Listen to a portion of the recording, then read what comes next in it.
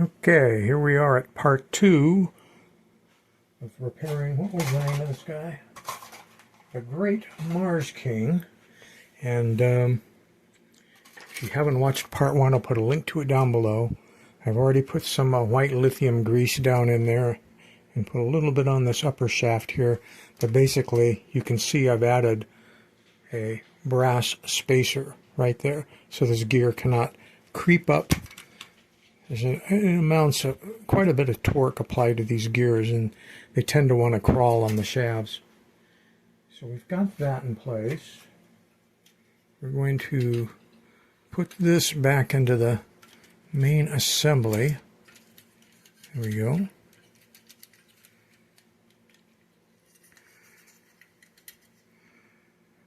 Maybe I should put a little bit of lithium on these brass gears down here.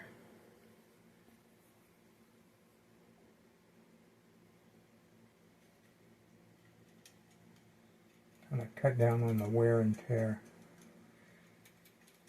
This toy actually shows very little wear on those gears, so I don't think it ran very much before it had a problem. Let's see if we can get this back together.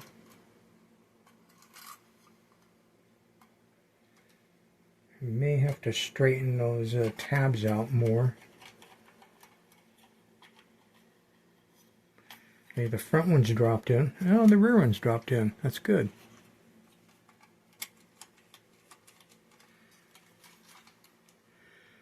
Part of me wants to try to run the motor as is just to see if the legs walk.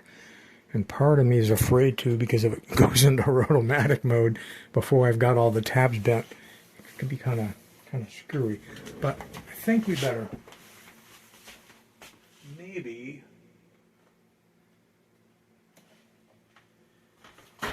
maybe just for a second, just to see if everything's okay. Let's see who's positive and who's negative. You don't ever want to run them the wrong direction. Okay. So this single white wire over here was negative, and the group of the motor and light wires was positive. Try and hold that out of the way. Hold this. Ah, good. We got walking. That's all I wanted to know. We got walking, which is why it was here. So let's bend these tabs down. They got to be down enough so that they don't hit on the gearbox when it's spinning around. They're made out of much heavier metal, so they're harder to bend. And in the front, we got to get to those ones. So it's much more difficult, especially with the camera taking up the view that I really need to see.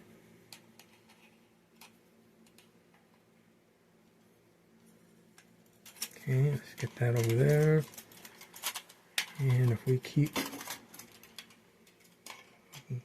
that moved over here, I think I can get in and lock that one down.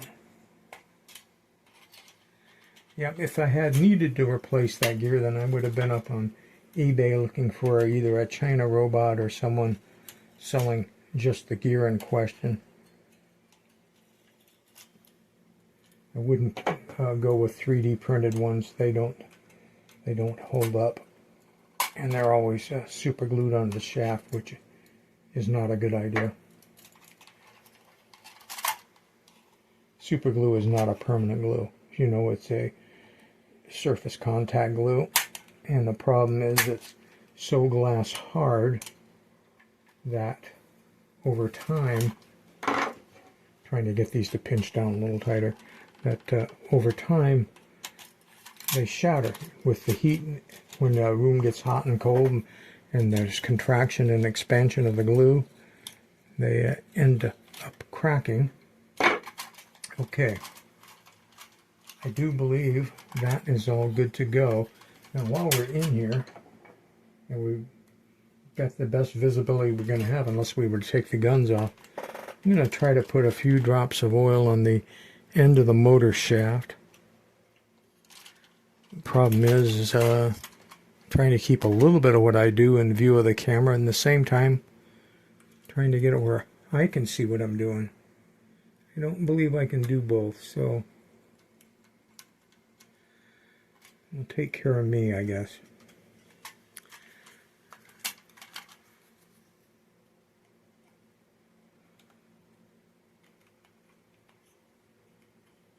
Alright, those were the main places that I wanted to get some lube on. Now let's work on putting this back together. Let's do this side first.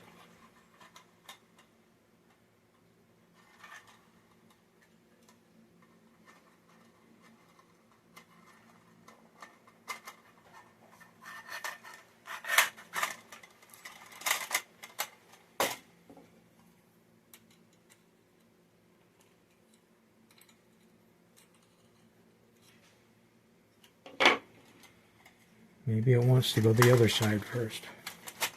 I'm easy. Whatever the robot wants, the robot gets. There we go. We got those coming through. Let's do our best to get. Got those two coming through. Let's just get the front one. There we go. Now let's bend those back the way they were.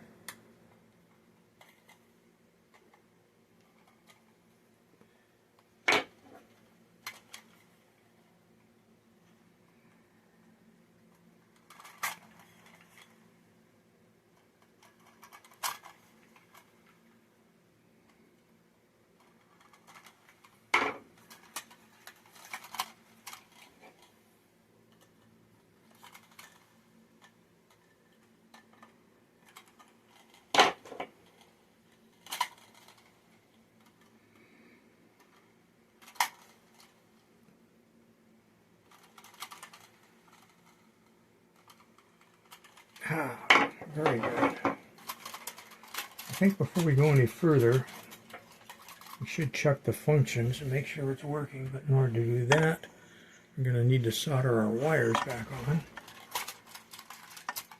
Hopefully this won't take too long to heat all the way up. I had it left on low.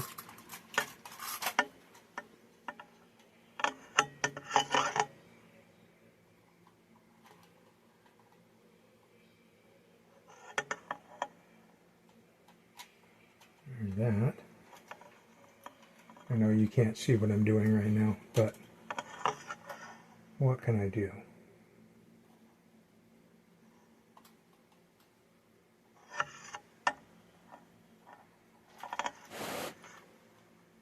Okay.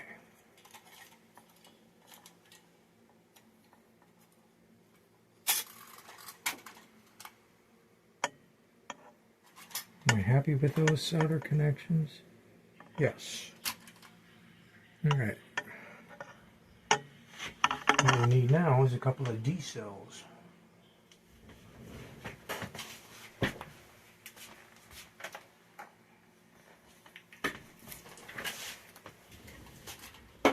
And of course I've already cleaned the contacts down in here to make sure that that wasn't a problem. Alright, let us see what happens.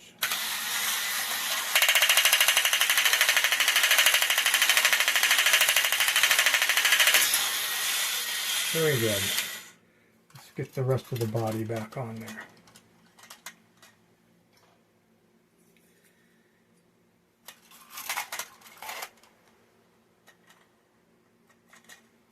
Okay, this one here is bent around a little funky.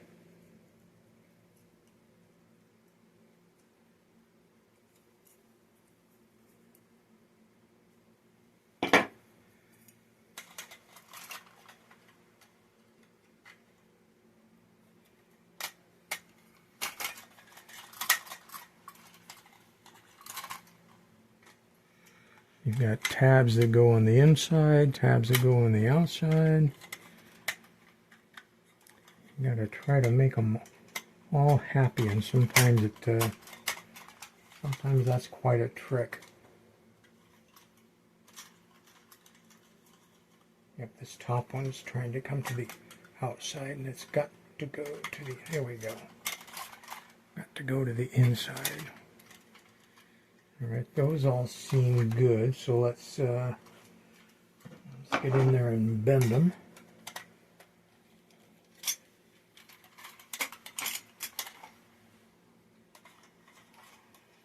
Yeah, I can't even see them.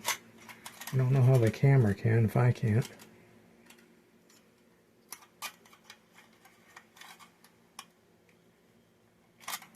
Okay, I got that one bent.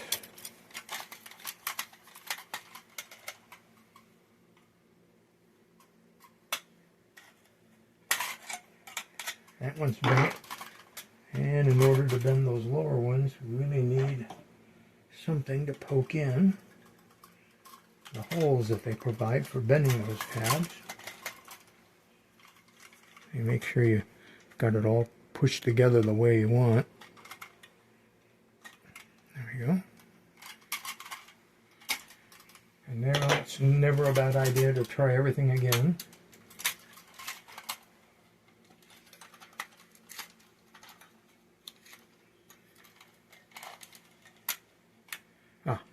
See, it's always a good idea to try things again. I was going to just put the top on and call it good, but look, this is a factory solder job. This is not one that I had anything to do with, and the switch wire has already just fallen right off.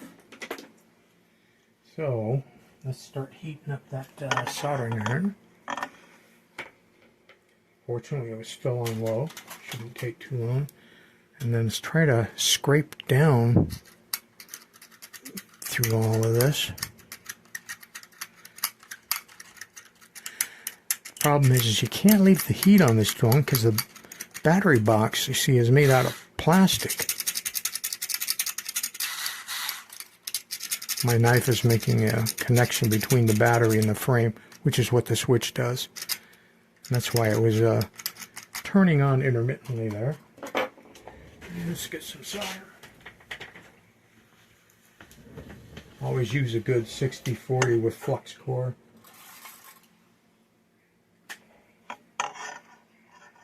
See if we can get to take a 10 without melting the plastic. Okay.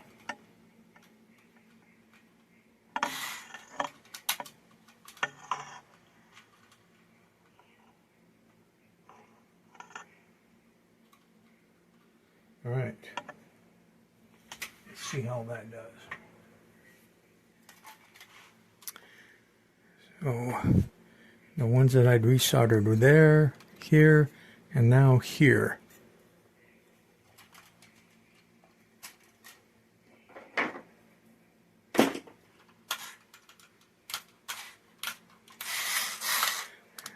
Now we kind of have an intermittent with a switch.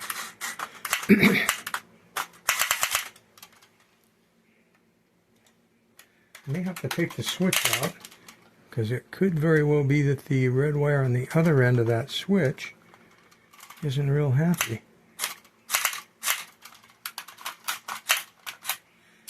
At any rate, I'm not happy.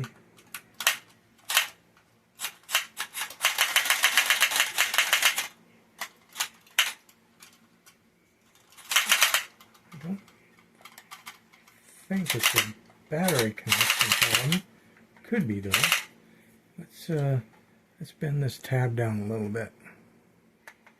Turn the switch off. Try it again.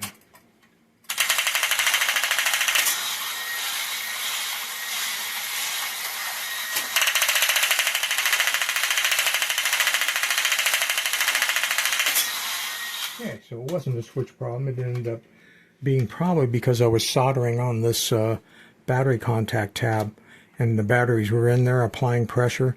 I'm sure it melted and moved up a little bit, so I ended up having to bend that down to maintain the pressure on the battery itself. Next, we would come back to the head.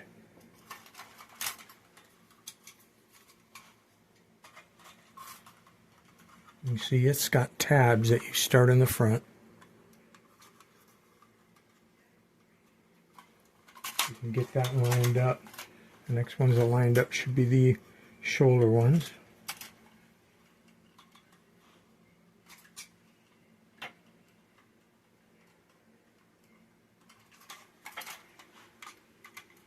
There we go. There you go. Finagle the rear ones to drop in, like so.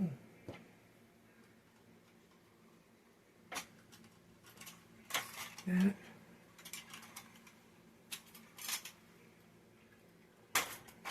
Like that. And these shoulder ones, I generally like to kind of just do it by hand rather than taking a tool. I don't want to bend it quickly, and I don't want to bend it super sharp, just in case on the road someone's got to get in here again. I don't want to use up all of the life of that tab. All right, kind of a weird deal. You can say it's very unique.